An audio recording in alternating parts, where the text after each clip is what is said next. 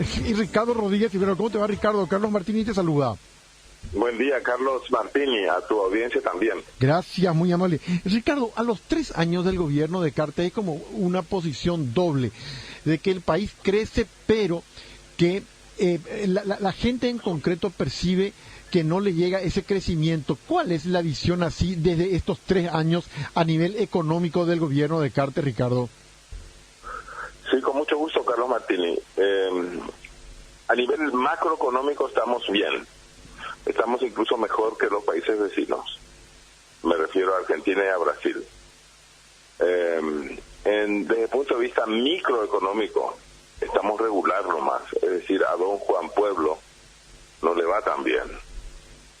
En términos sociales, la situación es también regular a mala.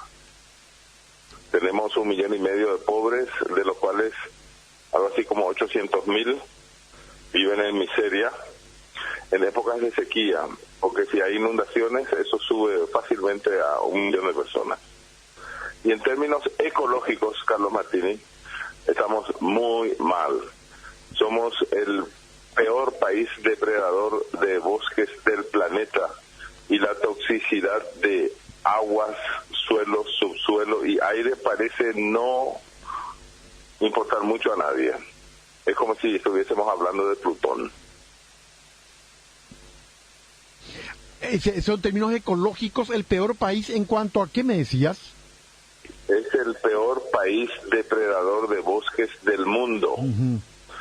Algunos dicen que Kampuchea o Camboya o no sé qué nombre es, desde el punto de vista del sonido del país, tiene ese país sureste asiático. Parece que allí la situación es peor que en Paraguay.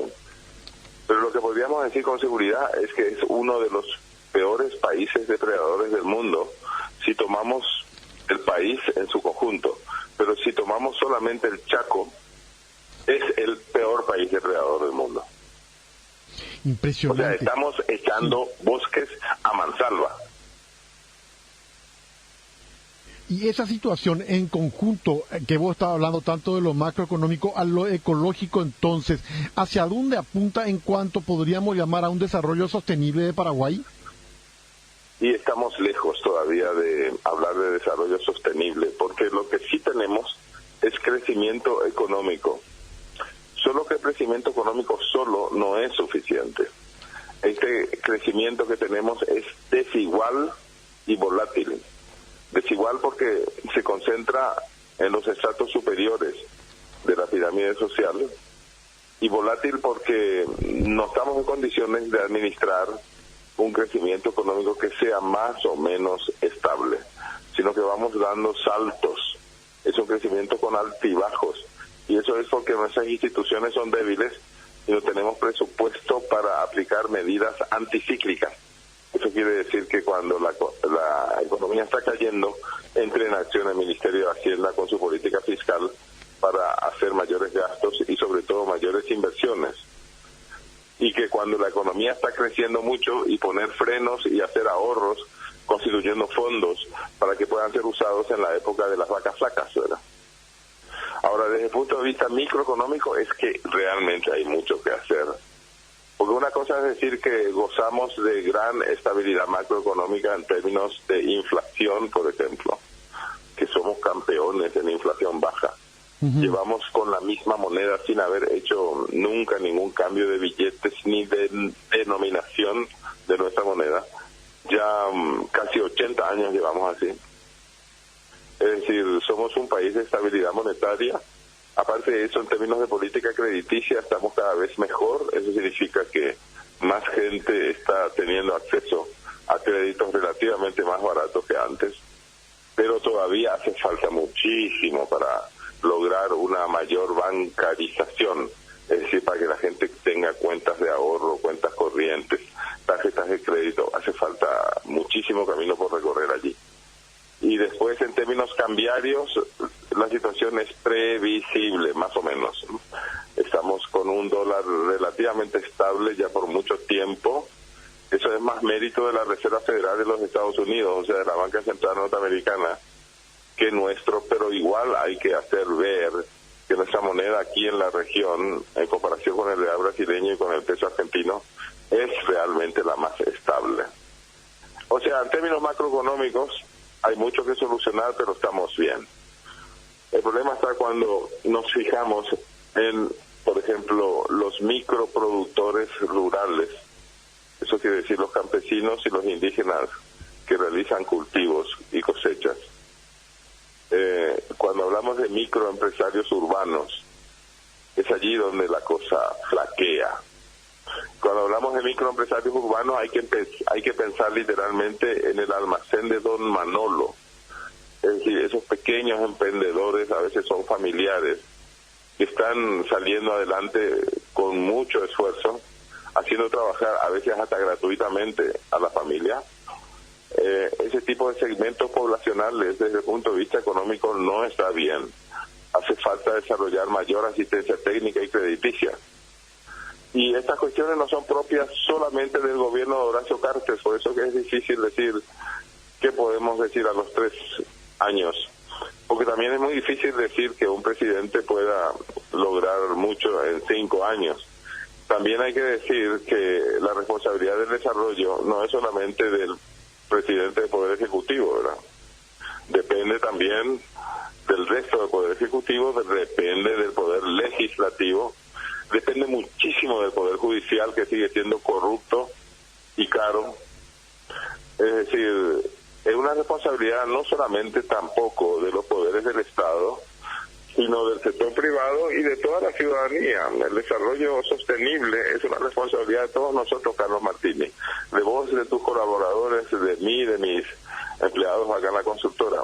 Todos somos responsables del desarrollo sostenible. Y lo que vemos es que en materia social es lamentable tener que decir que uno de los grandes países productores de alimentos del mundo, como es el nuestro, tiene en su seno al 10% de la población pasando hambre. Nuestra población todavía no llega a 7 millones, pero resulta que somos como 800.000 personas que no tienen que comer diariamente. Eso es peligrosísimo desde el punto de vista de la seguridad física también de los ciudadanos. La gente que pasa hambre roba para comer. Bueno, eso es lamentable tener que decir. Algo pasa en las políticas públicas para que tengamos que decir que un país productor de alimentos de buen posicionamiento a nivel mundial resulta que no pueda alimentar ni dar trabajo suficiente al 10% de su población. Es mucha esa proporción, ¿no? Ya lo Porque que... estamos hablando, Carlos Martínez, de la gente que vive en la miseria, el 10%. Si hablamos de la gente pobre en general, eso ya es el 20% de la población. Y después está la cuestión ecológica, como te decía, que no figura en la agenda de nadie. A nadie le importa que el Buricao se haya vuelto una cloaca urbana. Tampoco le importa a la gente que solamente 40% de la basura doméstica sea recolectado por camiones de basura acá en las ciudades. Y tampoco le importa a la gente preguntarse qué hacen con la basura que se recoge. Realmente los residuos orgánicos sólidos son llevados a Cateura, pero se depositan ahí en el subsuelo nomás, no se hace ningún tratamiento, y menos todavía un proceso de producción que convierta residuos orgánicos en abonos orgánicos que puedan ser utilizados en la agricultura, ¿verdad? Pero aparte de eso tenemos también el drama de las aguas, la bahía de Asunción, los arroyos de la ciudad, el lago San Bernardino, un nivel de toxicidad realmente preocupante. No es recomendable, hablando del aniversario de la fundación de la ciudad de Asunción, ponerse a bañar en la bahía de Asunción. Eso está totalmente contaminado. Y tampoco es recomendable hacerlo en las en las márgenes izquierdas del río Paraguay a la altura de Asunción, porque allí se está echando toda la cloaca. La recolección de residuos líquidos, que es responsabilidad de ESAP, eso es lamentable porque resulta que van recogiéndose los residuos líquidos en tuberías que están dañadas, están obsoletas, están rasgadas, tienen grietas, entonces van dejando su contenido en el transcurso de los barrios de Asunción hasta que llegan al próximo arroyo o al río. En otras palabras, Carlos Martínez, tenemos que ser conscientes que la responsabilidad del desarrollo sostenible es de todos y que el gobierno actual solamente administra la herencia de gobiernos anteriores. Sin ninguna duda. Y finalmente, Ricardo, si vos tuvieras que establecer los 2 años que le quedan a Cartes, ¿dónde tendría que estar su prioridad o sus prioridades? Y sus prioridades deberían estar a nivel microeconómico, es decir, cómo fortalecer la actividad de los pequeñísimos empresarios. Por eso hablo de microproductores rurales. Ahí están los pequeños campesinos y los indígenas, ¿no? Los microproductores urbanos, ahí está nuestra gente, nuestra familia que está improvisando una ocupación para salir adelante.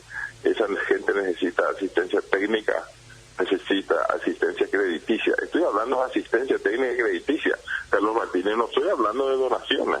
También la gente que está a punto de morirse pues necesita donaciones. Y los hogares que no consiguen trabajo por ningún lado, también está bien que reciban ayuda del Estado, ¿verdad? Eso está cada vez mejor, tiene que ser mejor administrado, pero está mejor. Pero lo que se nota claramente es que las políticas públicas no tienen como objetivo principal la superación de la miseria. Se habla mucho de eso, pero en la práctica no se reduce la miseria. Entonces, yo creo que tendría que poner énfasis en esas actividades públicas y privadas en las que el objetivo fundamental sea incorporar a la gente marginada a los beneficios de progreso económico y social. Ricardo, como siempre, muy amable, muchísimas gracias, un saludo para vos. Igualmente, Carlos Martínez. Era Ricardo Rodríguez Silvero, economista, haciendo una evaluación del campo económico, social y ecológico de estos 3 primeros años del gobierno del presidente Horacio Cartes.